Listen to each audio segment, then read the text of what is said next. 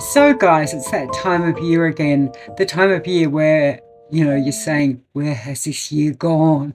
But for us ink lovers, it's also the time of year where we're getting ready for the biggest event on the ink lovers calendar, Inktober. I've been getting my inks out and swatching them all up, making nice little color charts so I can see what I actually own, because that's something I haven't been keeping a record of. I've also been going through all my other materials and getting them prepped, and even bought a new sketch pad to use for Inktober. If you're interested in prepping for Inktober, you're joining in the challenge, or you're just curious about what I'm doing, join me in this video for my Inktober prep. Let's go. This is Sketching the World, and I'm Kat, a writer and artist from Australia, but my dream is to sketch the world. After researching what the best paper to use for inks is, I learnt that Bristol paper is the best. And so I was looking at a variety of sketch pads and things, and yeah, decided to go with the Fabriano. It's not bound. It's just a tear-off pad, not a permanently bound pad. But I think it'll be good to work with. And yeah, if I make a mistake, I can tear the page up and throw it away. That also means that maybe I'll actually bind the pages together at the end of the challenge. And that gives me the option of experimenting with other paper as well. I've got a bunch of tools that I can use with inks. My favourite is the Kakamori nib pen there in the middle. Love using that, but I've also got some Asian style brushes, which I'll be using for my swatching today, and a couple of other nib pens. I might end up buying some more of those brushes. They're cheap, and the ones I've got are getting a bit worse for wear. But otherwise, yeah, I won't be buying anything new, any new kind of tools to be using for Inktober. Before starting on Inktober, I think it's important to define what you are using, what the materials you're using, and fitting them into the scope of it being an ink challenge. So for some people that might be just fine liner pens or markers. For other people it's inks like I'm using. Some people use digital ink. But one of the things I thought really interesting when I started thinking about this challenge and going through my inks, is that I have all these Ecoline inks that I can't open. And are they ink or are they watercolor? What actually defines a watercolor compared to an ink?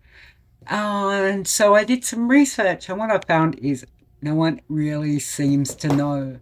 I mean, you can get the extremes where it's pretty obvious, like, a tube of oil paint versus a bottle of Indian ink. Yeah, you can see what's ink and what's watercolor, or what's paint and what's ink there. But in other cases, it's not so clear. One website I went on said that paint is opaque and ink is translucent, and it's like, you really don't know what you're talking about there, do you, buddy? But yeah, so I'm probably not going to use the Ecoline inks as much, because I do see them as being more going into watercolor. I mean, if you're using Ecoline ink or Ecoline, the liquid Ecoline, then you can use the Ecoline markers and the Ecoline, I'm not sure what else they have in Ecoline, but yeah, there's sort of no hard line there, so the line is where you want to put it.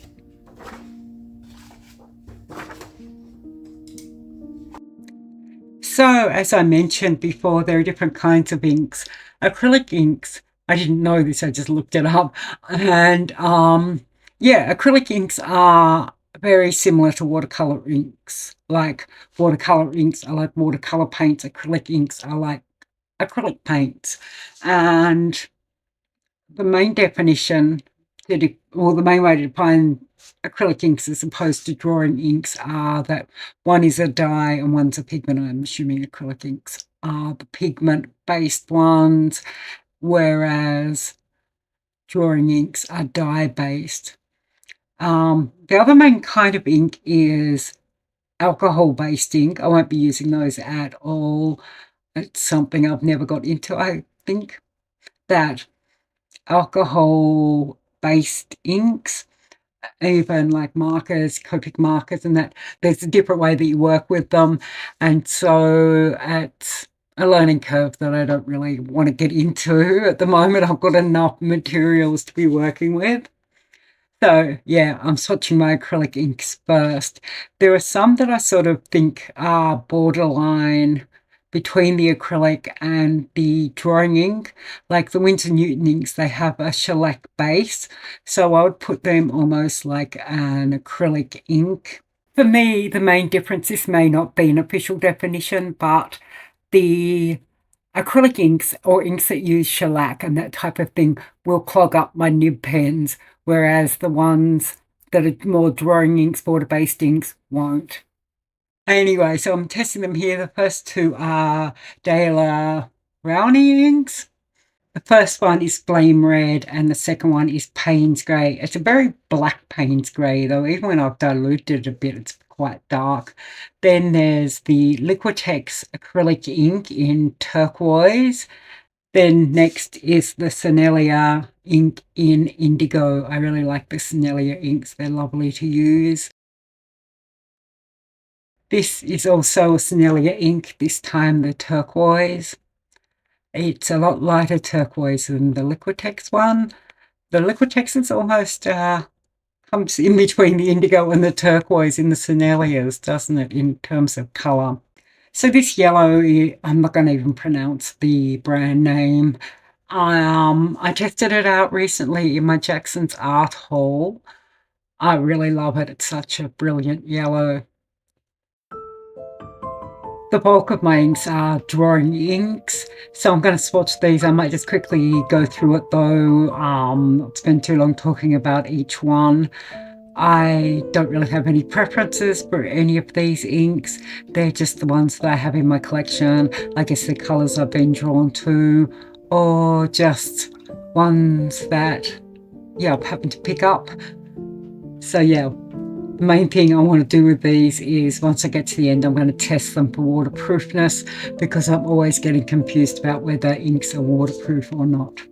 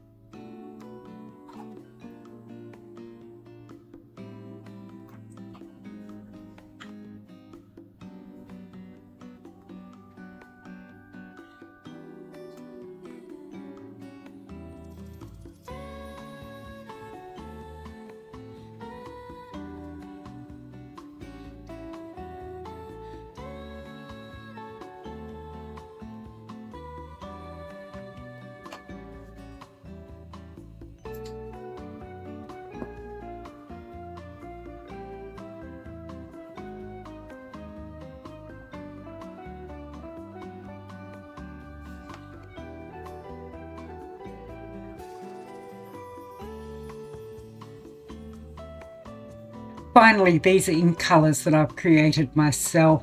So yeah, they're not like commercial ones. The first two I created at Dominant Ink in Seoul, and then the last one at Kakamori in Japan.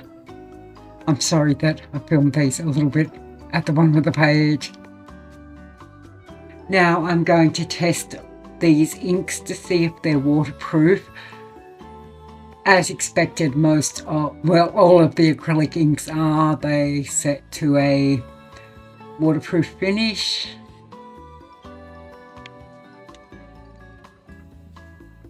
Not waterproof. NWP.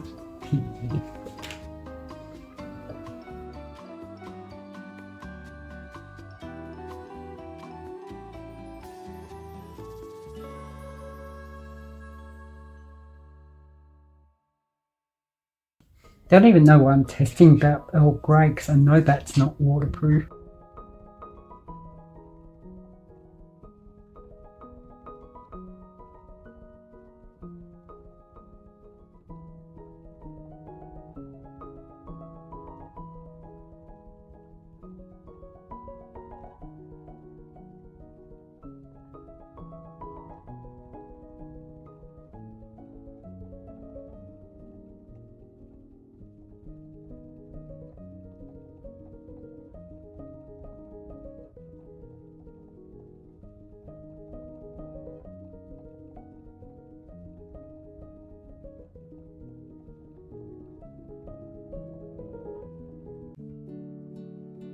I wasn't going to swatch my Ecoline inks, or Ecolines as some people call them, but I decided that it'd be good to have the full set of colours swatched, all the inks swatched for future reference. So I'm going to add these to the bottom of this page.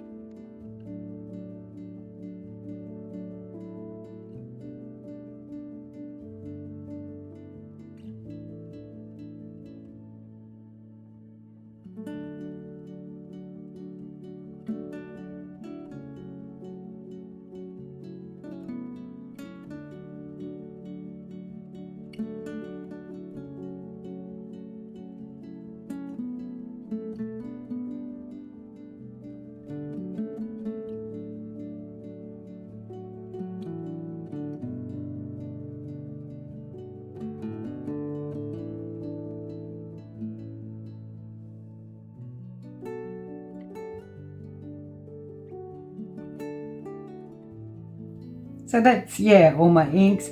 And the other thing I'm starting to question is like things like fine liner pens and markers. I have so many markers, and yeah, they're all types of ink. Personally, I think I want to concentrate on using the bottle ink, and maybe mainly the drawing inks. These I would like to get, I mean, I've got a yellow in the acrylic ink, but yeah, I'd like to get a yellow and a red, so I've got those primary colors.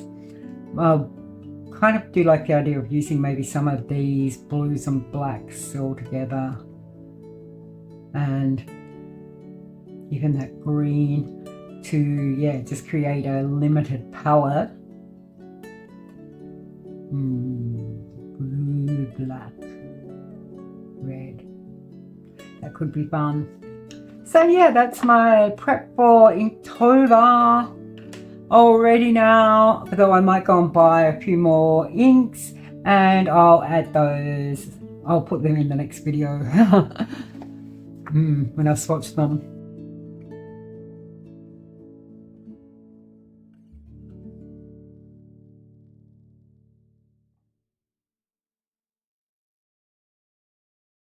Let me know in the comments which colour you like best. This is my favourite, this one here.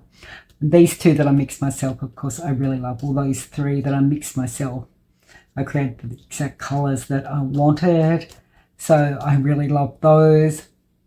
But this, even this Parker Quink, which is quite a cheapie. And then back here on this page, we'll ignore those. The Sennelier inks. The Sennelier inks are so lovely. Okay, I'm back and I've decided I'm going to try out the sample inks. But first of all, just to make this nice and complete,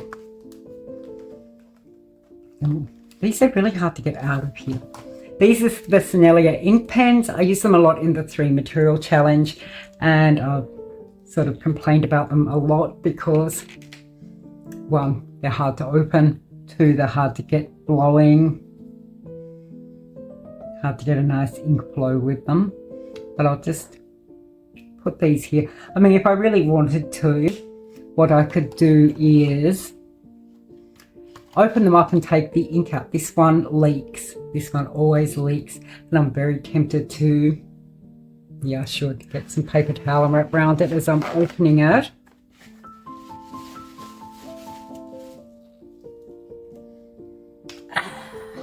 Oh, look at that. It's splattered all up there.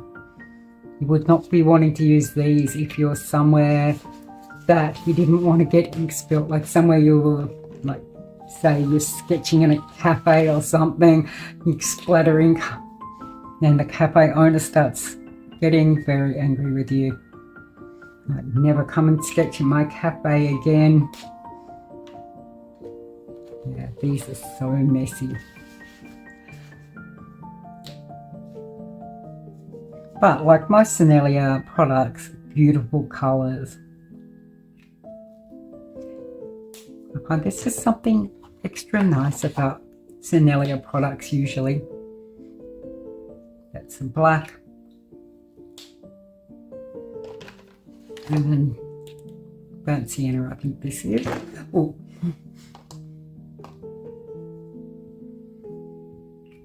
Now, just for funsies, I'm going to put a bit of water under those.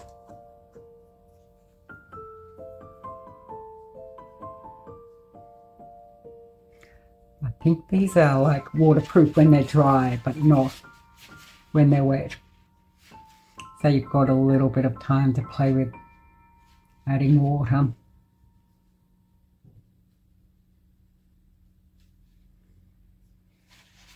I will double check that when they're dry though.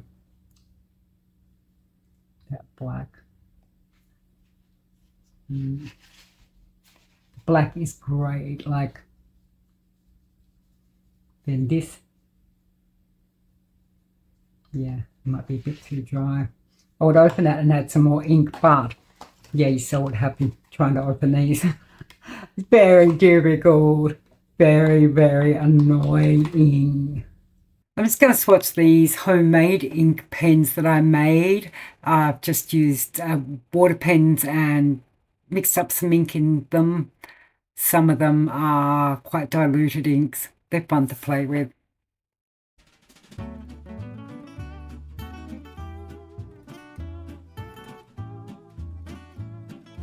So I've got this bag full of sample inks. I wasn't going to swatch them, and then I decided at the last minute I would, because I just want to have a record of them and know what I actually had in my little bag, and also because I want to see if I needed to buy some colours to add to my palette for Inktober. Inktober, I'm getting ahead of myself. I wanted to know what I had, so if there was any gaps in the colours, I could buy it before the challenge starts. So yeah, I'm not going to go through this to spend too much time on this, but just if you're wondering, VDL is Van Diemen's Land Inks. They're an Australian company from Tasmania, like me. I've also got DA, the Ultramentus, and I think they're the main ones that I've got in these samples. There's some really gorgeous colours in here. Some I'd really like to buy in a bigger bottle. Unfortunately, some of the Van Diemen's Land inks also are no longer available. They were just a limited time thing. So yeah, if I've missed any of the abbreviations I've used, I'll put them in the description.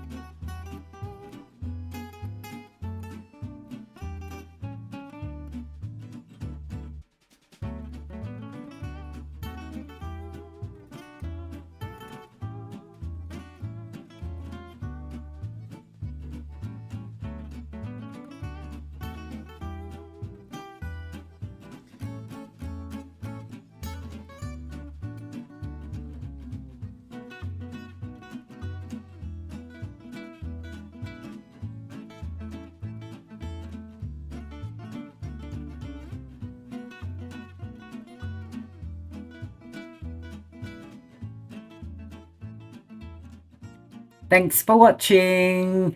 If you like this video, don't forget to hit the like button. Otherwise, I'll see you in the next video.